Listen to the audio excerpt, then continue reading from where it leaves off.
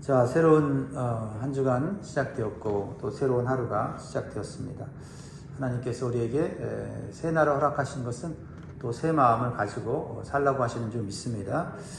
마태복음 1장 18절에서 25절 말씀으로 하나님 주시는 교훈과 기도 제목을 나누기를 원합니다. 기도 제목 한번 따라 하십니다. 새해에 내 계획과 다른 하나님의 계획을 알게 하시고 믿음으로 나아가게 하소서. 새해가 되면 우리는 자연스럽게 계획을 세우게 됩니다. 기도하며 세운 계획도 있고요. 오랫동안 준비한 결단도 있습니다. 올해는 이렇게 살아야지. 이번에는 반드시 이 방향으로 꼭 나아갈 거야. 사람은 이렇게 계획을 세우는 존재입니다. 그리고 그 계획이 잘 이루어질 때 안심합니다. 근데 문제는 이것입니다. 내가 세운 계획과 전혀 다른 일이 벌어질 때입니다. 아무리 기도하며 세운 계획이라도 예상치 못한 사건 하나로 무너질 수가 있습니다.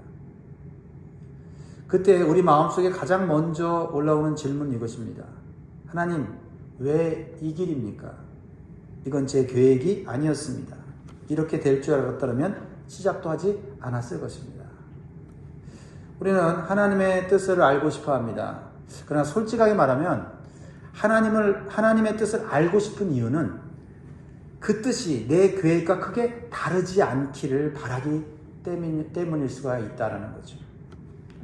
하나님이 조금만 수정하라 하시면 괜찮습니다. 그런데 하나님이 그 계획을 내려놓아라. 전혀 다른 길로 가라. 지금은 멈춰라고 말씀하실 때 우리의 신앙은 가장 흔들리는 시험대 위에 올라가게 됩니다. 오늘 우리가 함께 나눌 마태복음 1장의 말씀은 이러한 갈등과 시험 속에 있었던 한 신앙인의 이야기입니다. 요셉은 평범한 신앙인이었습니다. 제사장도 선지자도 아니고 큰 사명을 꿈꾸던 사람도 아니었고요. 역사의 중심에 서고 싶어하는 그런 야망 있는 인물도 아니었습니다. 그는 단지 사랑하는 여인과 결혼을 하고 가정을 세워서 조용히 하나님을 경외하며 살고 싶었던 사람이에요. 그런데 어느 날 그 인생의 계획이 한순간에 무너집니다. 약혼한 마리아가 임신했다는 사실을 알게 됩니다. 그래서 요셉이 세웠던 모든 계획, 행복하게 아름답게 꼼냥꼼냥 하면서 신혼생활을 즐기고 가정을 세우고자 했던 그 평범한 계획, 그 상상했던 미래는 그 순간 모든 의미를 잃고 말았습니다. 이때 요셉의 앞에는 두 가지 길이 있었습니다. 하나는 자신의 계획을 붙들고 하나님을 이해시키려는 길이었을 겁니다. 또 하나는 이해되지 않지만 하나님의 계획을 받아들이는 길이었다라는 것입니다. 사랑하는 여러분, 우리는 종종 이미 알고 있는 요셉의 결과는 좋아하지만 요셉의 과정은 원치 않습니다. 임마누엘의 영광은 원하지만 그 영광으로 가는 불편한 순종의 길은 피하고 싶어 합니다. 그러나 오늘 본문 말씀은 분명히 말씀합니다. 하나님의 구원 역사는 언제나 사람의 계획이 흔들리는 자리에서 시작되었다라는 사실입니다. 오늘 말씀을 통해서 우리는 이 질문 앞에 서게 됩니다. 내 계획과 다른 하나님의 계획이 찾아올 때 나는 그것을 어떻게 받아들이고 있는가? 오늘 이 말씀을 통해 새해를 시작하는 우리의 계획 위에 하나님의 더 크고 깊은 계획을 받아들일 수 있는 믿음이 우리 안에 세워지기를 소망합니다. 이제 본문으로 들어가서 요셉의 신앙과 자세를 살펴보면서 우리가 그 믿음을 배우면 좋겠습니다. 첫 번째 주시는 교훈은 이해되지 않아도 멈추어 서서 하나님 앞에 있는 믿음이 필요합니다. 멈추어 서서 하나님 앞에 있는 믿음. 18절 말씀을 봅니다. 예수 그리스도의 나심은 이러하니라. 그의 어머니 마리아가 요셉과 약혼하고 동거하기 전에 성령으로 잉태된 것이 나타났더니. 요셉은 이러한 상황을 전혀 알지 못합니다. 요셉의 상황 속에서 여러분 한번 생각해 보세요. 결혼을 앞두고 있었고 인생의 계획이 분명히 서 있었습니다. 그러던 어느 날 그 모든 계획이 한순간에 무너지는 일이 생깁니다.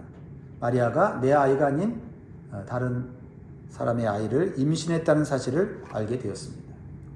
성경은 이때 요셉이 즉시 충동적으로 행동했다고 말하지 않습니다. 오늘 본문은 매우 의미 있는 표현을 하고 있어요. 20절에 보면 이 일을 생각할 때 행동보다 생각이 있었다라는 것입니다. 요셉은 즉각적인 판단이나 감정적인 반응 대신에 이 상황을 끌어안고 생각하는 자리, 다시 말해 하나님 앞에 머물러 서 있는 자리가 있었다라는 것입니다. 여기서 우리는 중요한 신앙의 태도를 배웁니다. 믿음은 문제를 빨리 해결하는 능력이 아니라 해결되지 않은 문제를 가지고 하나님 앞에 머물러 있을 수 있는 믿음입니다.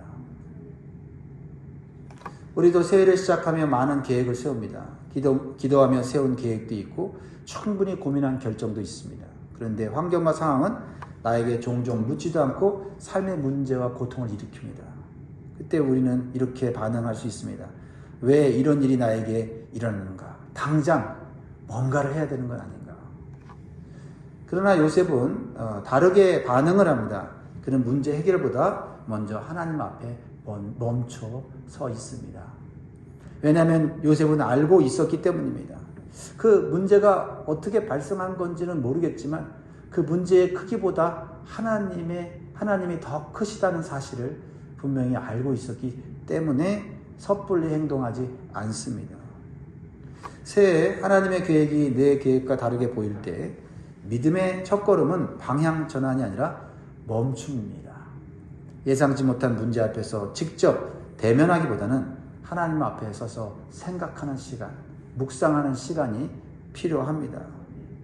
그래야 하나님의 계획하심과 인도하심을 받을 수가 있는 것이죠.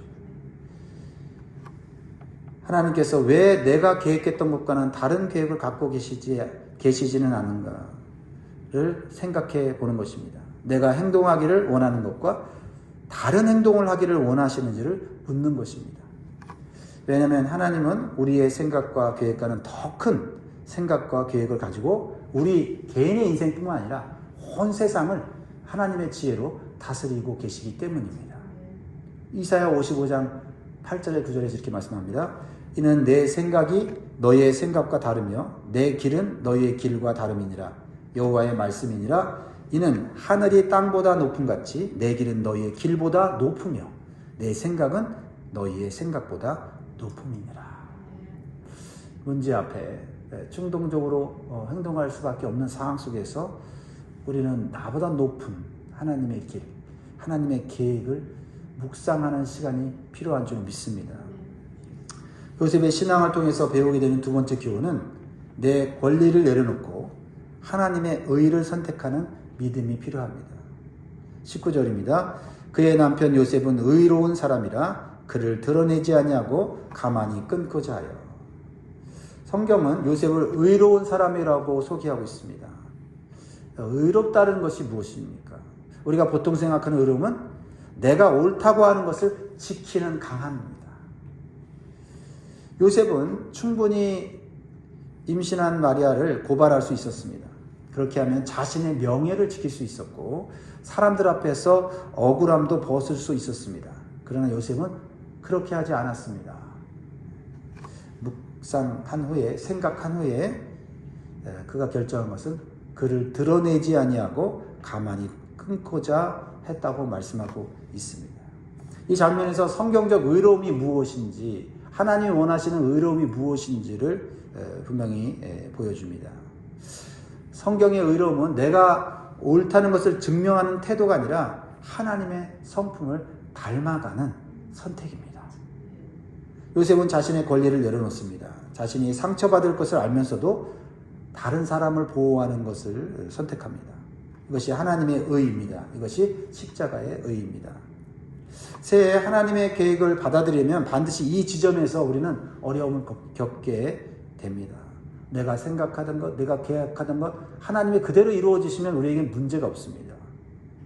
그런데 내가 생각하던 것과 다른 문제가 발생했을 때 우리는 마음속에 갈등하게 되고 내가 옳다고 하는 것으로 나를 증명하고 싶어집니다. 그런데 하나님의 뜻은 종종 내가 맞다라는 것을 내려놓게 하시고 내가 손해보라고 요구하기도 할 때가 있다라는 겁니다. 그러나 하나님은 자기 권리를 끝까지 붙드는 사람보다 자기 권리를 하나님께 맡기는 사람을 원하십니다. 그 사람을 사용하기를 원하십니다. 그래야 이해할 수 없는 상황 속에서 하나님의 위대한 일을 이룰 수 있기 때문에 그렇습니다. 하나님의 계획은 때때로 우리의 자존심을 꺾지만 대신 하나님의 의를 경험하게 됩니다. 내 의보다 더 큰 하나님의 의를 경험할 때 우리 안에 세상이 주지 못하는 기쁨이 있는 줄 믿습니다. 세 번째로 요셉의 신앙을 통해서 우리가 배울 수 있는 것은 두려움을 이유로 뒤로 물러서지 않는 순종이 필요합니다. 20절을 보겠습니다. 같이 읽습니다. 시작. 이 일을 생각할 때에 주의 사자가 현몽하여 이르되 다윗의 자손 요셉아 내 아내 마리아 데려오기를 무서워하지 말라. 그에게 잉태된 자는 성령으로 된 것이다. 요셉에게 나타난 천사가 가장 먼저 한 말은 이것입니다. 무서워하지 말라. 흥미로운 점은 천사는 모든 상황을 설명하지는 않았습니다. 우리는 성경을 읽으면서 모든 상황을 알고 이 말씀을 들으니까 요셉의 상황과 마음을 정확하게 알 수는 없는 것 같습니다. 천사는 모든 설명을 하지 않고 이해되지 않는 이 마리아의 임신을 정확하게 나열하지 않고 무서워하지 말라라고 말씀합니다. 먼저 요셉의 마음을 붙잡아 주려는 것입니다. 왜냐하면 하나님의 뜻을 가로막는 가장 큰 적은 문제보다 더 큰 두려움이기 때문에 그렇습니다. 요셉에게는 너무 많은 두려움이 있었습니다. 사람들의 시선, 미래의 불확실함, 자신의 인생이 망가질지도 모른다는 두려움. 그럼에도 요셉은 뒤로 물러서지 않습니다. 중요한 사실은 이것입니다. 요셉은 두려움이 사라진 후에 순종한 것이 아닙니다. 그런 두려움을 안고 말씀을 따라 하나님의 뜻을 따라 움직였다라는 겁니다. 다 알아서 움직인 건 아니고 한 걸음 한 걸음 움직였다는 거죠. 우리도 마찬가지입니다.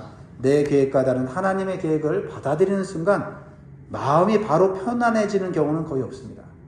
오히려 더 불안해지고 더 두려워집니다. 그러나 하나님 말씀하십니다. 무서워하지 말라. 왜냐하면 내가 너와 함께 하기 때문이다. 라고 말씀하십니다.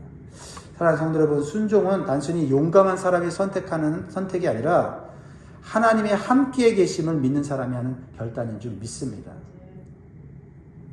요셉의 믿음은 어떤 믿음입니까? 한 가지 더 살펴보자면 즉각적인 순종으로 위대한 하나님의 구속 역사에 참여하는 믿음입니다. 그가 즉각적으로 순종했을 때 하나님의 위대한 구속 사역에 참여한다는 걸 정확하게 알지는 못했습니다. 중요한 것은 하나님의 뜻을 따르고자 하는 마음이 있었다는 겁니다. 24절, 25절을 봅니다. 요셉이 잠에서 깨어 일어나 주의 사자의 분부대로 행하여 그의 아내를 데려왔으나 아들을 낳기까지 동침하지 아니하더니 나음의 이름을 예수라 하니라. 마지막으로 요셉의 반응을 한번 보세요.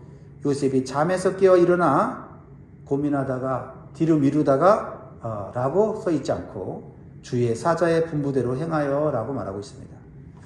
요셉은 하나님의 계획을 듣고서 뒤로 미루지 않았습니다. 조건을 달지 않았습니다. 더 많은 확증을 요구하지도 않았습니다. 그 말씀을 들은 후 즉시 그는 일어나 행합니다.